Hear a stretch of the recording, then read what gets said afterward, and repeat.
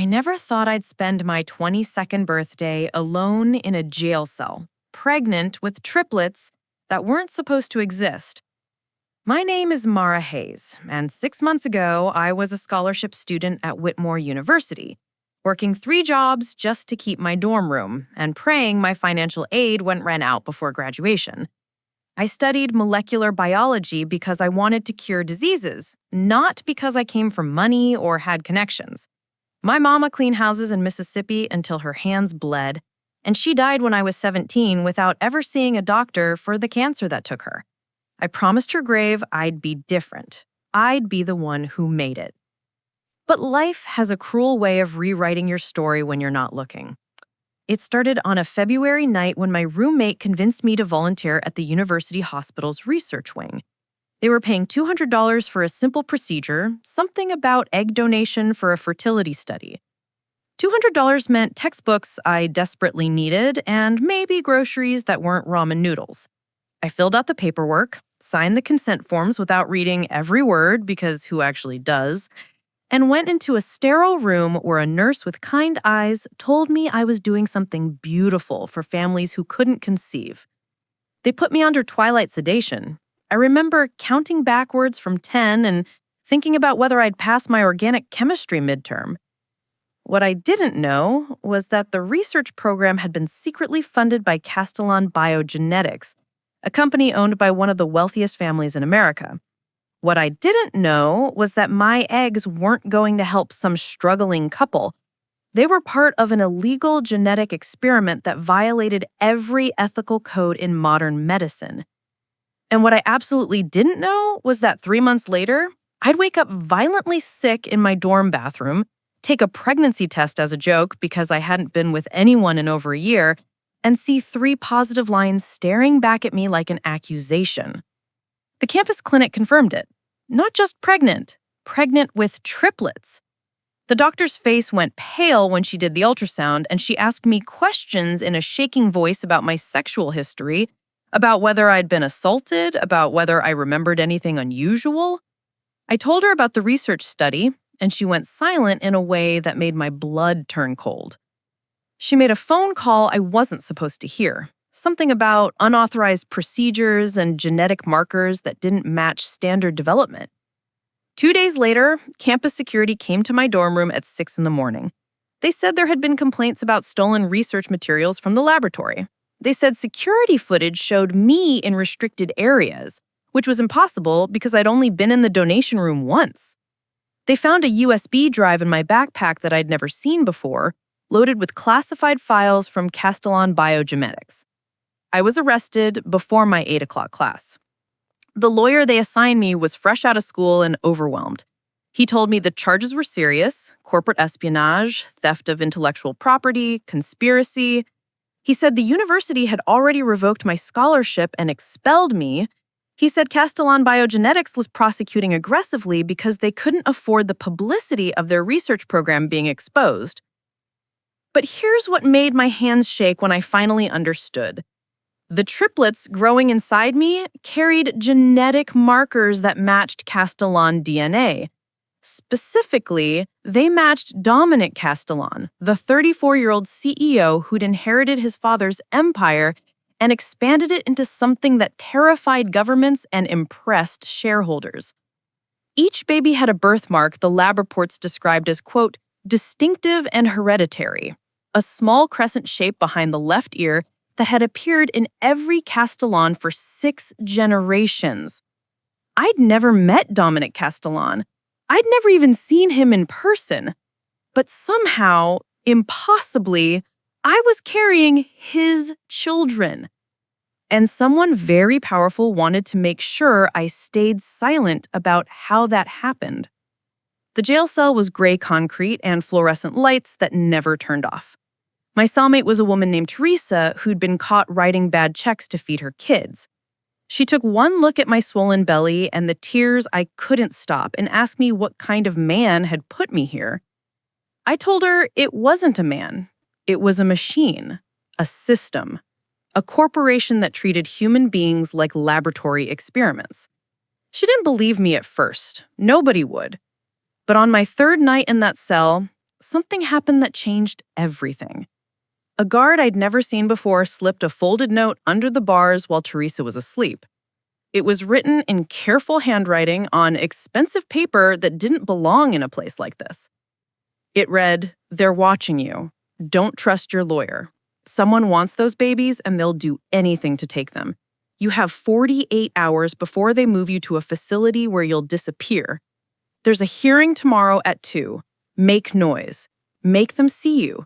I'm trying to help, but you have to fight." There was no signature.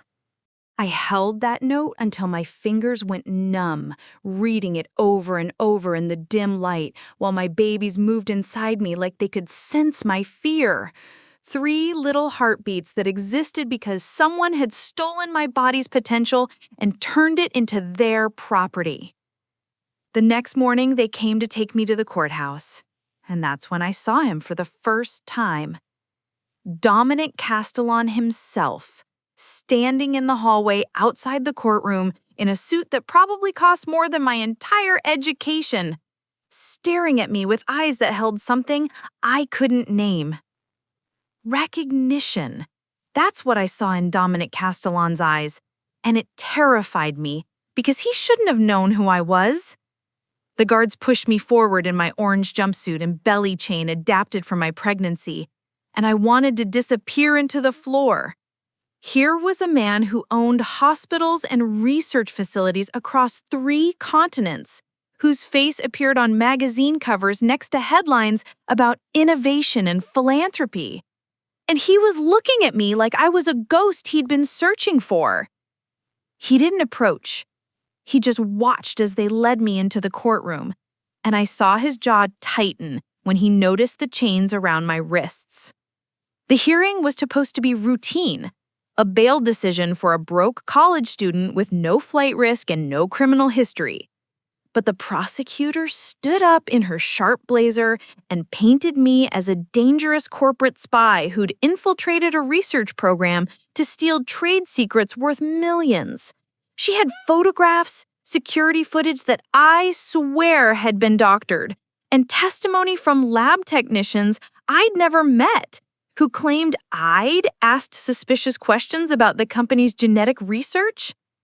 My public defender stammered through an objection that the judge barely acknowledged. Then the prosecutor dropped her bomb. She requested I be transferred immediately to a federal holding facility pending trial because I was carrying biological assets of significant value to national security and private enterprise. She actually called my babies assets, like they were patents or stock options. The judge was considering it. I could see it in his face. He was going to sign whatever papers they put in front of him and send me somewhere I'd never be found. That's when Dominic Castellan stood up in the back of the courtroom. "Your Honor, if I may address the court." Everyone turned. The prosecutor's face went sheet white. My lawyer looked like he might faint. The judge frowned. "Mr. Castellan, this is highly irregular. You're not counsel in this case." "No, Your Honor, but I am directly involved in the circumstances that brought Miss Hayes before this court, and I believe there are facts not in evidence that would materially affect your decision." The prosecutor shot to her feet. "Your Honor, Mr. Castellan has no standing. Mr. Castellan is the CEO of the company at the center of these charges." The judge interrupted. "I'm inclined to hear what he has to say. Proceed, but make it brief." Dominic walked down the aisle, and I noticed he moved with a slight limp, favoring his right leg. He stopped at the barrier between the gallery and the court, and when he spoke, he was looking directly at me. 6 months ago, my company ran a research program that I was told was a standard fertility study approved by every relevant ethics board. 3 weeks ago, I discovered that program was actually an illegal genetic experiment conducted by my former chief of research without my knowledge or consent. He used my own genetic material, taken during a routine physical examination, to create embryos with egg donors who had no idea what was really happening. The courtroom erupted. The judge banged his gavel while the prosecutor tried to shout objections and court reporters frantically typed. Dominic kept talking, his voice cutting through the chaos.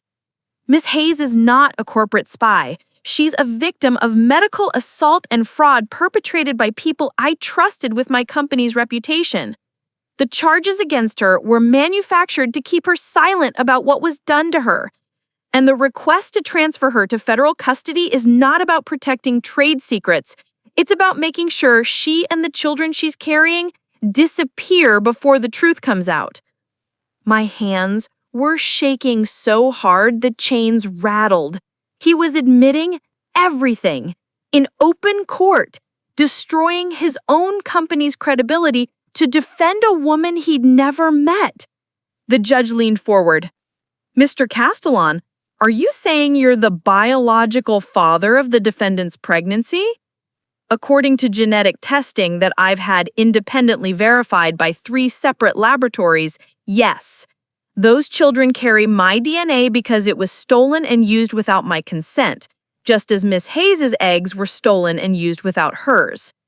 Your Honor, this is outrageous, the prosecutor started. What's outrageous, caught Dominic off, and now there was steel in his voice, is that your office has been in contact with my former executives who orchestrated this entire scheme. What's outrageous is that you filed charges against a victim while letting the actual criminals walk free. I have documentation, Your Honor, emails, financial transfers, NDAs that were used to silence other women who discovered what was done to them. He pulled a folder from inside his jacket and handed it to the bailiff. This is evidence of a criminal conspiracy that goes beyond corporate espionage. Miss Hayes didn't steal anything. She was stolen from. And if this court transfers her to federal custody, she'll be the 4th woman in this program to disappear. And I don't think the other 3 are coming back. The silence that followed was suffocating.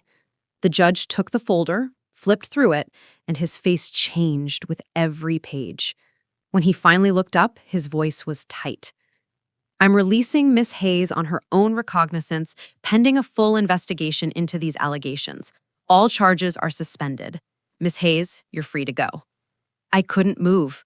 Free didn't feel real. Nothing felt real. The prosecutor was arguing, threatening appeals, but the judge dismissed us all with a wave that said he'd heard enough lies for one day.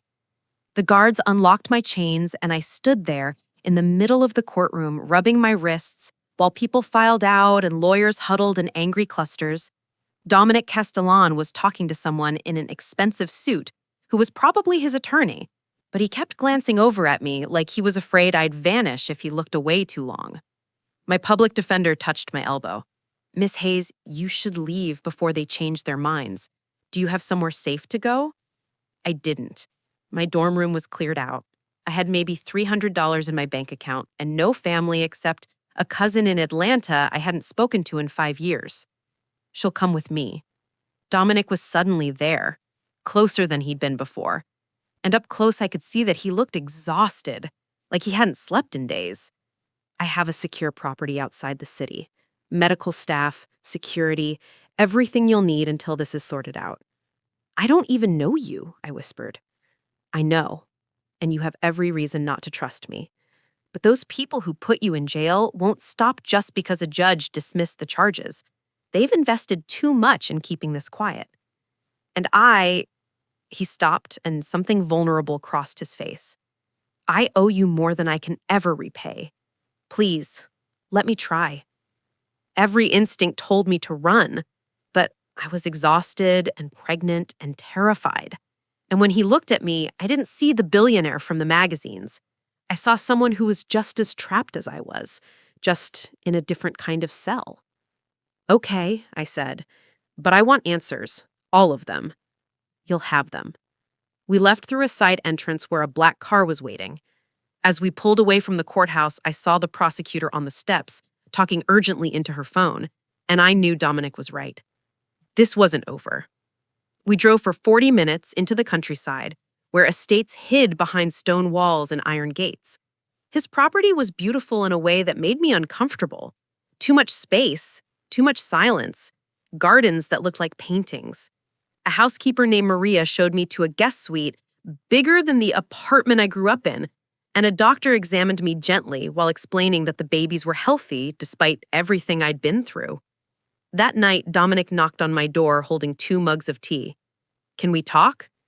We sat in the library, which smelled like old books and wood polish, and he told me everything.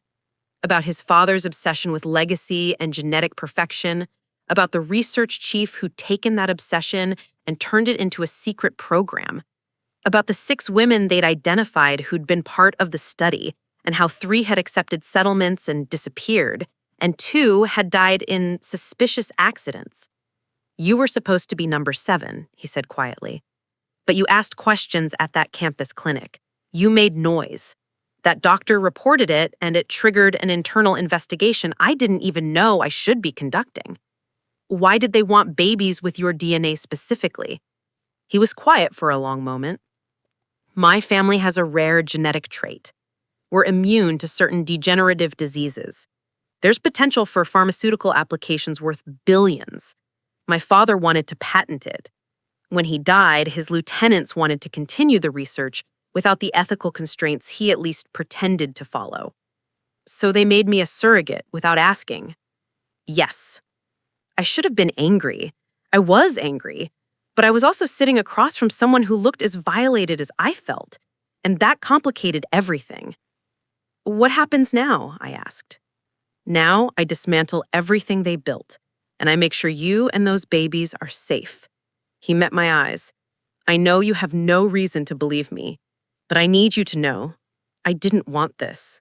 I never wanted children created this way. And I understand if you hate me for it." "I don't hate you," I said slowly. "I don't know what I feel. But those babies didn't ask for any of this either. They deserve a chance." Something in his expression softened. "They do.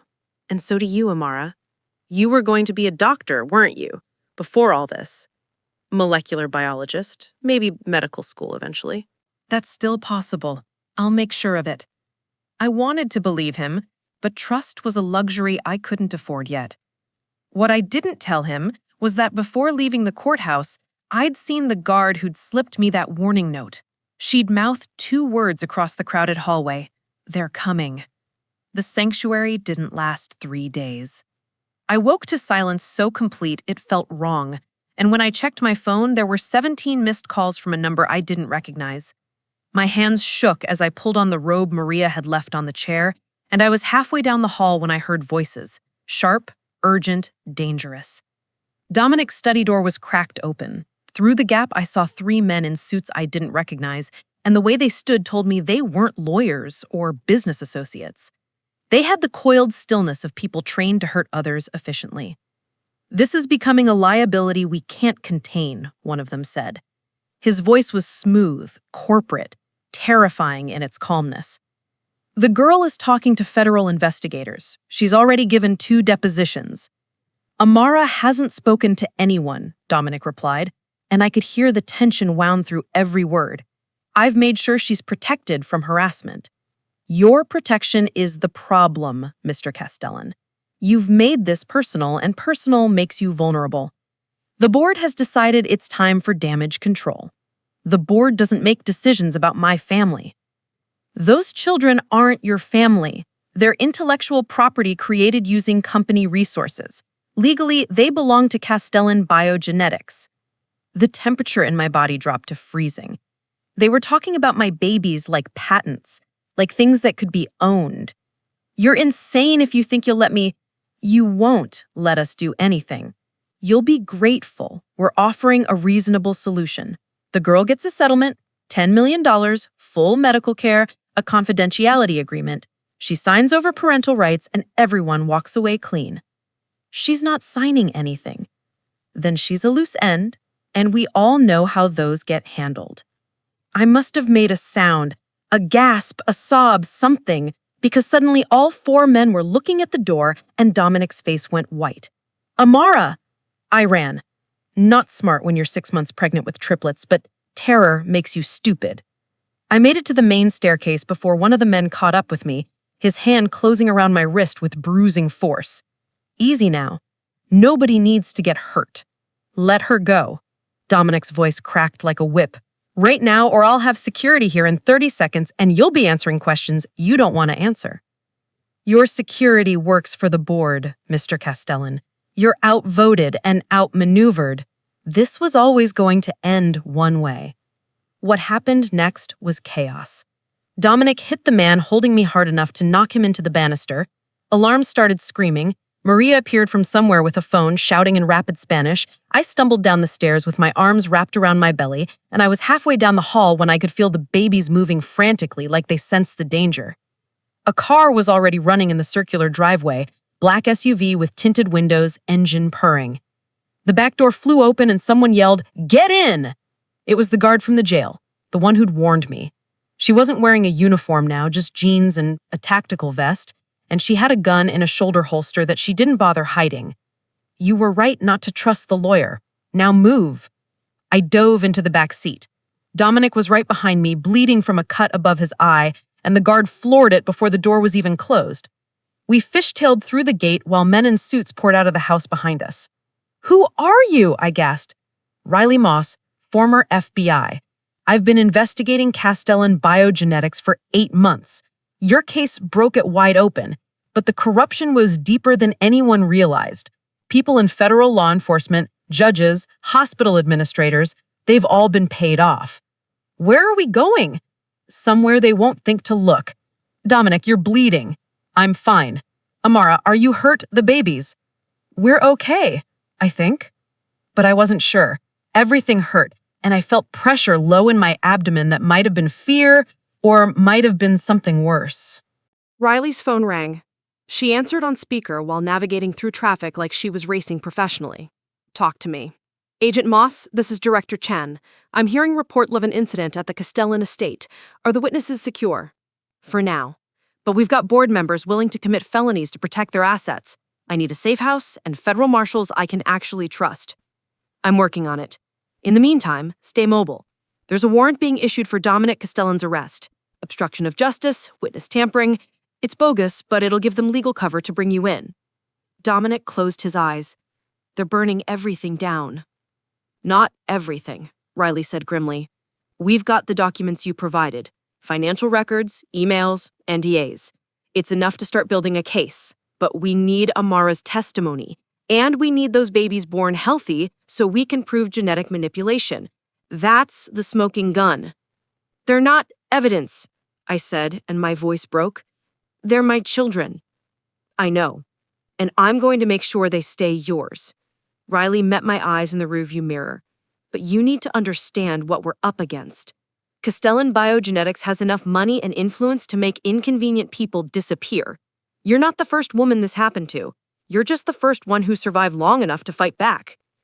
We drove for hours, switching cars twice, until we ended up at a small cabin in the mountains that looked like it hadn't been used in years. Riley swept it for bugs while Dominic helped me inside, his hand steady on my elbow, even though I could see how shaken he was. That night, while Riley kept watch and made encrypted phone calls, Dominic and I sat in the cabin's tiny kitchen drinking instant coffee and trying to process what our lives had become. "I'm sorry," he said for the 100th time. "If I'd been paying attention, if I'd vetted my executives better." "Stop! You didn't do this to me. They did. But it was my company, my DNA, my responsibility." I looked at him, really looked at him, and saw someone carrying guilt that would break most people. He'd inherited an empire built on innovation and promise, and it had rotted from the inside while he was too focused on expansion to notice. "What happens if they catch us?" I asked quietly. "They won't.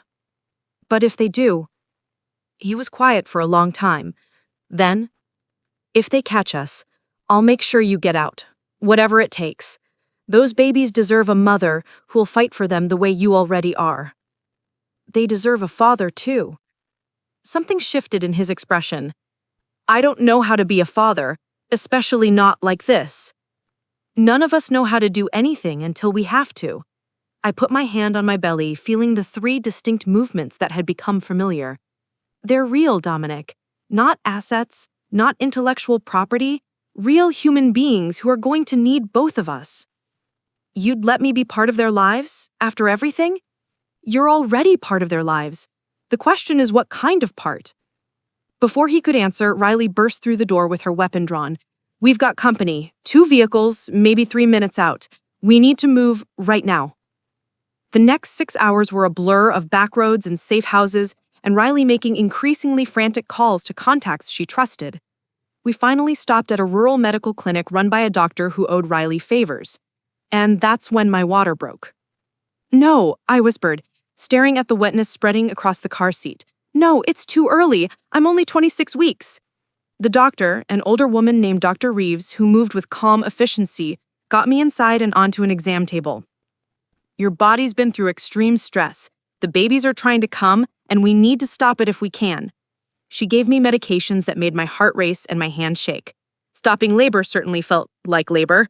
Riley stood guard at the door. Dominic held my hand while I cried because I wasn't ready. They weren't ready, and I couldn't lose them after fighting so hard to keep them safe. "They're strong," Dr. Reeves said after an exam that felt like it lasted forever. "Heartbeats are good, the contractions are slowing. But you need complete bed rest and monitoring, or next time we won't be able to stop it." "We can't stay here," Riley said. "This location's compromised." "Then find somewhere that isn't, because if this girl delivers 26-week triplets in the back of a car, none of you will like how that story ends." Riley made another call, argued, negotiated. Finally, "I've got a place. Federal Witness Protection Facility off the books. But it's a 12-hour drive and we'll need to go dark. No phones, no contact with anyone." "Do it," Dominic said. We left at dawn while I was still weak and shaking from the medication. The facility turned out to be an old hunting lodge deep in national forest land, staffed by 2 nurses and a taciturn marshal named Brooks, who looked like he could bench press a truck. And there, in that isolated place where the only sounds were wind in the trees and the occasional call of a hawk, we waited. Dominic stayed. I told him he didn't have to, that Riley could keep me safe, but he refused to leave. He read to me from old paperback novels Brooks kept on a shelf. He learned to make the terrible instant mashed potatoes the nurses stocked. He sat with me through panic attacks and crying jags, and the suffocating fear that came in waves. 2 weeks passed, then 3. And slowly, impossibly, something shifted between us. We talked about things that had nothing to do with corporations or genetic experiments. About his mother who died when he was young, about my dreams of research that would save lives instead of exploit them, about whether our children would have his stubborn streak or my tendency to overthink everything. "They'll have both," I said one night while we sat on the porch watching stars appear. "And they'll be brilliant and impossible and perfect, like their mother." I looked at him, and in the dim light from inside, I saw something I hadn't expected to find. Someone who understood what it meant to have your life stolen and rewritten by forces you couldn't control. Someone who was learning to fight back not because it was strategic, but because it was right. "We're going to win this," he said. "I promise you." I wanted to believe him. But at 28 weeks, in the middle of the night while Dominic slept in the chair beside my bed, Riley burst in with her face tight and pale. "They found us. We've got maybe an hour before they breach the perimeter. We need to evacuate right now." The evacuation was military precise and absolutely terrifying. Brooks had us in a reinforced vehicle within 4 minutes, Riley riding shotgun with her service weapon in her lap and a satellite phone pressed to her ear. Dominic held me against his chest while I tried not to think about what it meant that they'd found us at a location so secret. Even I didn't know where we were. "How?" Dominic demanded. "How did they track us?" "I don't know. Satellite surveillance, maybe? Or someone in witness protection isn't as clean as I thought." Riley's voice was tight with controlled fury. "Director Chen is mobilizing a response team, but they're 2 hours out. We need to survive that long." Through the rear window, I could see headlights in the distance, gaining fast. Brooks took a turn onto a fire road, barely wide enough for the vehicle, branches scraping the sides with sounds like fingernails on a chalkboard. The babies were moving frantically inside me, pressing against my ribs and bladder, and I felt that low pressure again, the warning sign that my body was done cooperating with my desperate need to keep them safe a little longer. "Riley," I gasped, "something's wrong." She twisted around, saw my face, cursed. "Brooks, How far to the secondary location? 40 minutes. Maybe 30 if I don't worry about the suspension. Stop worrying about the suspension. What followed was the longest 30 minutes of my life. Every bump sent pains shooting through my abdomen. I felt wetness between my legs and didn't know if it was blood or amniotic fluid or both.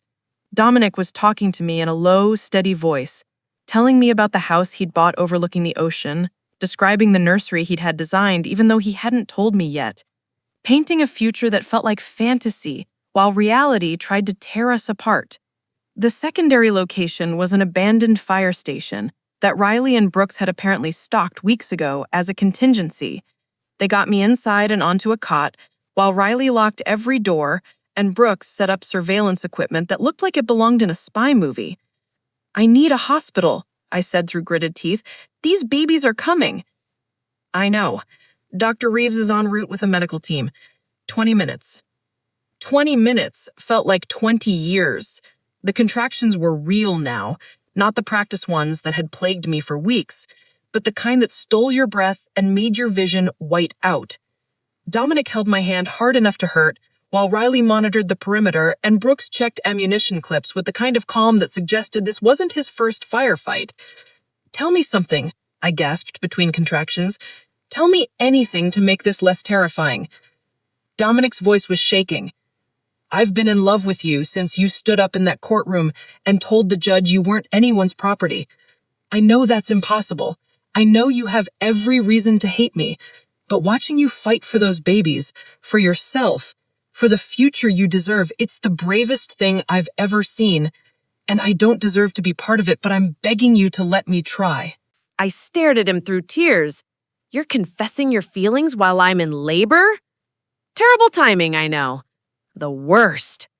Another contraction hit, and I squeezed his hand hard enough to crack bones. "But ask me again when this is over."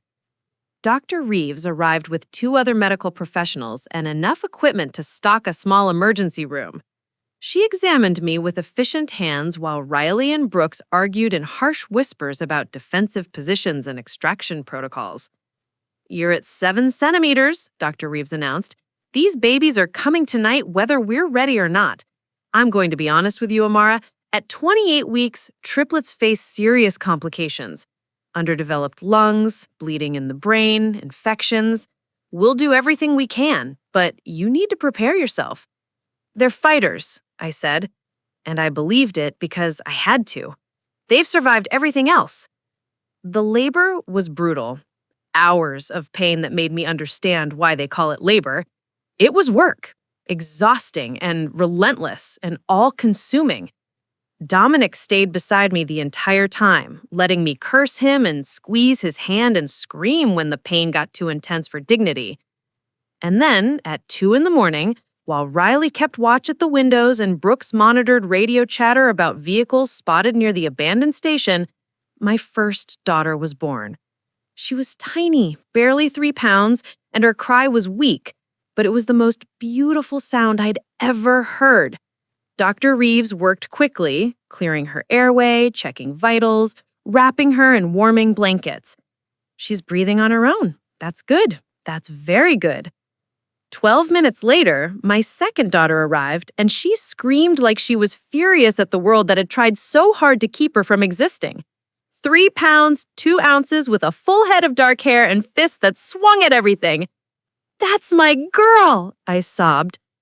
The third baby, my son, took longer. His heartbeat was strong on the monitor, but the contractions weren't bringing him down, and I could see worry tightening Dr. Reeves' expression.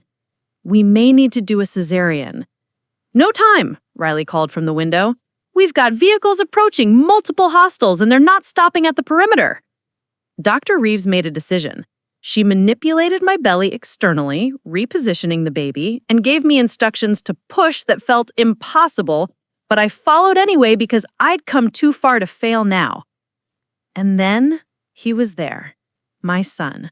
Smallest of the 3 at 2 pounds, 15 ounces, but with lungs that worked and a strong grip when the nurse let him curl his impossibly tiny fingers around mine. All 3 of them had it. The crescent birthmark behind their left ears, the genetic signature that proved their connection to Dominic and the corporation that had tried to own them. "They're perfect," Dominic whispered, and there were tears on his face. "Amara, they're absolutely perfect." "We need to move," Brooks said urgently. "They're breaching the building." What happened next is confused in my memory. Pain medication and exhaustion and the primal instinct to protect my babies. I remember Dr. Reeves and her team working frantically to stabilize the triplets for transport. Riley and Brooks at the doors with weapons drawn. Dominic shielding me and our children with his own body while shouting erupted from the front of the building. Gunfire. Actual gunfire. Bullets punching through walls. And then, silence. When Riley came back, her expression was grim. "Federal agents are here, the real ones this time. Director Chen brought an entire tactical unit, but Amara, they're not the only ones who showed up." She stepped aside, and through the door walked an older man in an expensive suit, flanked by lawyers who looked like they'd eaten other lawyers for breakfast.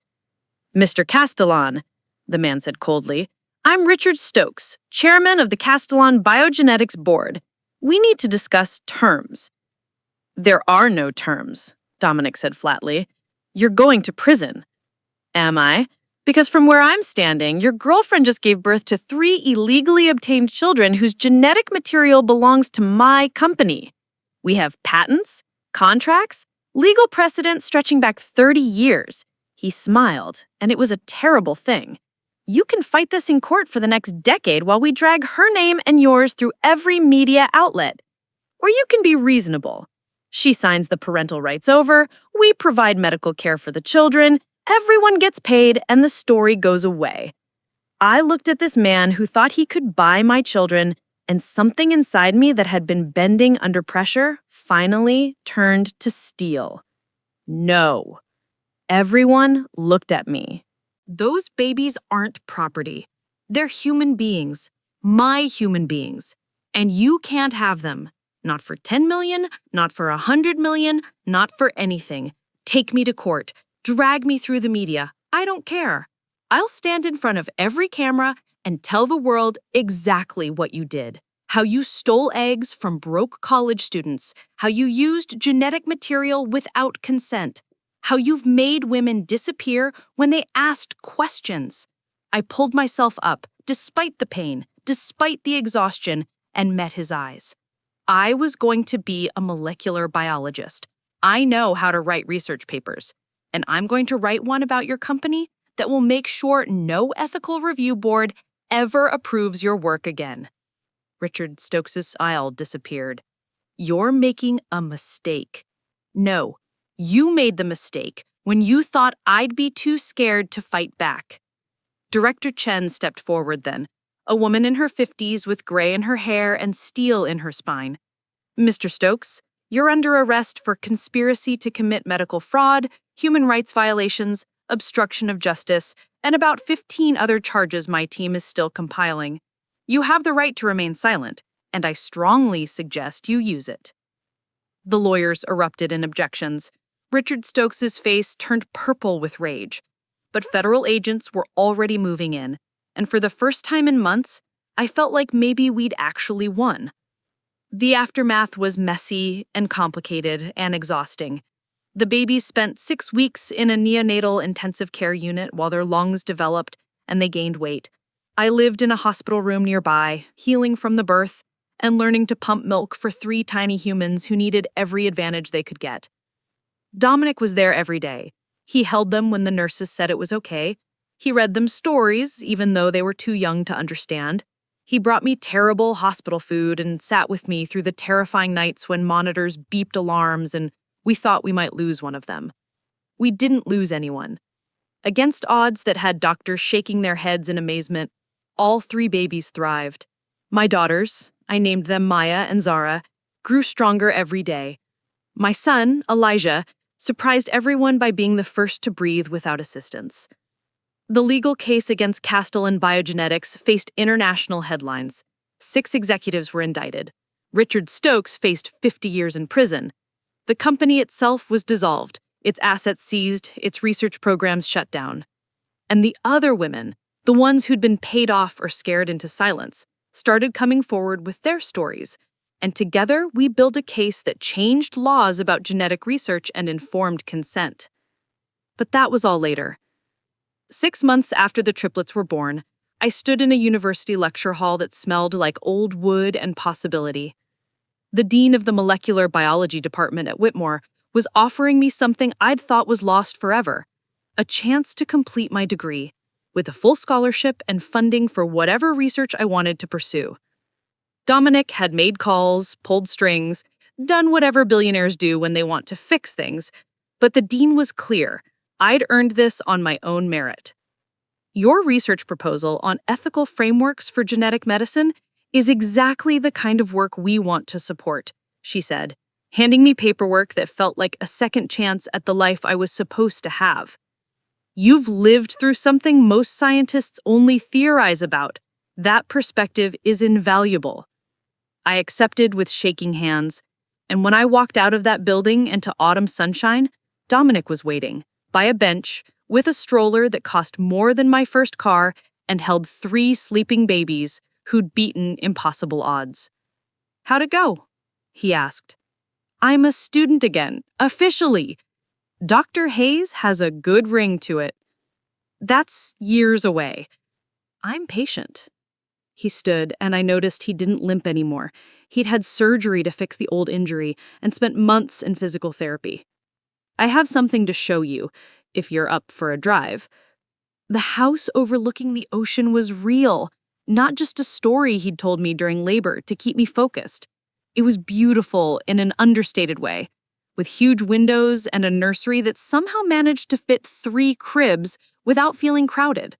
There was a study with floor-to-ceiling bookshelves and a kitchen with enough counter space that I could actually imagine cooking, and a master bedroom with a view of waves that went on forever. "It's yours," he said quietly. "No strings. I had it put in your name. If you want to live somewhere else, that's fine. But I wanted you to have options. A place that's safe, that's yours." I walked through rooms that smelled like fresh paint and new beginnings, and when I reached the nursery, I found names stenciled above each crib: Maya, Zara, Elijah, and careful script that Dominic must have done himself because the letters weren't quite even. "You did this?" I'm terrible at arts and crafts, but I wanted them to know this space was theirs. He was standing in the doorway, uncertain in a way I'd never seen from him.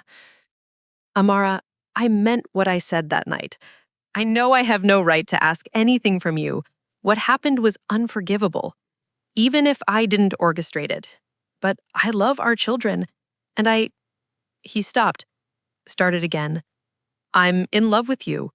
Not because of the babies, not out of guilt or obligation, but because you're brilliant and fierce, and you turn the worst thing that ever happened to you into a crusade for justice, and I don't know how to be around you without wanting to be part of whatever you're building." I'd had 6 months to think about this.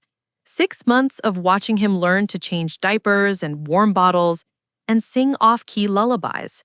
6 months of seeing him dismantle the empire he'd inherited because it was built on lies. 6 months of conversations that stretched into early morning while we took shifts with fussy babies, talking about everything from genetic ethics to whether pineapple belongs on pizza. "I don't know if I'm ready for this," I said honestly. "I'm 22 years old with 3 babies and trauma I'm still unpacking in therapy. I don't know if I can be someone's girlfriend or partner or whatever this would be." "Then don't be. Just let me be here. Let me help. Let me be part of their lives and yours in whatever way works for you." "What if I want more than that someday?" Something hopeful flickered across his face. "Then I'll be the luckiest man alive." Maya chose that moment to wake up with a cry that set off her siblings in sympathy, and suddenly we were both moving with the practiced efficiency of parents who'd learned to function on 4 hours of sleep. Bottles warmed, diapers changed, 3 tiny humans soothed and settled. When they were finally quiet again, Dominic and I collapsed on the couch in the living room, exhausted and covered in spit up. And I realized this was what I wanted. Not perfection, not some fairy tale ending, but this messy, complicated reality with someone who'd proven he'd fight for us when it mattered. Okay, I said. Okay. Let's try this, slowly, with a lot of therapy and communication and realistic expectations. I looked at him. But, Dominic, if you ever lie to me, if you ever make decisions about our family without talking to me first, if you ever treat those babies like they're anything other than people who deserve their own choices, we're done. No second chances. Understood. And Amara, same goes for you. If I'm doing something you're not comfortable with, tell me. I can't read minds and I don't want to hurt you by accident. We shook on it like we were making a business deal, which was absurd and perfect. And then Maya started crying again because of course she did. The months that followed were chaos. Good chaos, mostly, but chaos nonetheless. I started classes while Dominic hired a nanny he'd vetted so thoroughly the poor woman probably felt like she was applying for witness protection. I studied molecular biology and wrote papers and slowly rebuilt the academic career that had been stolen from me. Dominic threw himself into philanthropic work, funding research programs with ethical oversight so strict they made other companies look reckless. He established a foundation for women affected by medical fraud, and he testified at congressional hearings about the need for stronger protections in genetic research. And our children grew. Maya was cautious and observant, watching the world with serious, dark eyes before deciding how she felt about it. Zara was fearless, crawling before her siblings and getting into everything with a mischievous grin. Elijah was gentle, quick to laugh, the peacemaker who somehow always ended up in the middle of his sister's disagreements. They all had the birthmark, that crescent behind the left ear, that had started this entire nightmare. But we decided it would be their story to tell, not a secret to hide. When they were old enough, we'd explain everything, the good, the bad, the complicated reality of how they came to exist. On their first birthday, we had a small party in the backyard of that house by the ocean, just family. Riley and her partner, Dr. Reeves, Maria, the housekeeper who'd become an unofficial grandmother, a few friends I'd made in my graduate program. We sang off-key. The triplets smashed cake into their hair and clothing with gleeful abandon. Dominic and I tried to take photos, but mostly ended up laughing at the chaos. Later, after everyone had left and the babies were asleep in their cribs, Dominic found me on the porch, watching the sunset paint the ocean gold and orange. "You did good," he said, sitting beside me. "We did good. I have something for you." He pulled out a small box, and my heart jumped before he quickly added, "It's not what you think. Not yet, anyway. I know we're not there." Inside was a key on a simple chain. "It's to my place in the city, and the house in the mountains, and anywhere else I own." He met my eyes. "I want you to know you can go anywhere, anytime. You're not trapped. Not by me, not by circumstances, not by anything. You're free, Amara. You always will be." I closed my fingers around the key, and something in my chest that had been tight for over a year finally loosened. Thank you. For what? For understanding that freedom was what I needed most. Not protection, not security, just the knowledge that I can choose. What do you choose? I thought about it. Really thought about it. About the life I'd planned before all this and the life I was building now. About the man beside me who'd learned to put his children's needs above his own ego. About 3 babies sleeping upstairs who would grow up knowing they were wanted, chosen, fought for. I choose this, I said. Messy and complicated and nothing like I expected. I choose us. 2 years later, I defended my dissertation on ethical frameworks in genetic research. Dominic was in the audience with 3 toddlers who definitely did not stay quiet during the presentation, and I wouldn't have had it any other way. 3 years after that, he proposed on a random Tuesday while we were both exhausted from a stomach bug that had swept through the house. I said yes while holding a sick Zara, and we both laughed at how impossibly far we were from conventional romance. We got married in a small ceremony on the beach with the triplets as the world's most chaotic wedding party, Maya was anxious about her flower girl dress. Zara tried to eat her bouquet. Elijah gave the most earnest toast a 5-year-old has ever delivered about how his parents were pretty okay, I guess. The legal battles lasted years, appeals and countersuits, and endless depositions. But every single executive involved in the illegal research program ended up convicted. Laws were changed, oversight was strengthened. The women who'd been victimized got justice, or at least the closest thing to it that our flawed system could provide. And I got my degree, my research career, my family that had been born from violation, but grew into something beautiful because we refused to let trauma define us. On the triplets' 10th birthday, I gave them each a letter I'd written the day they were born.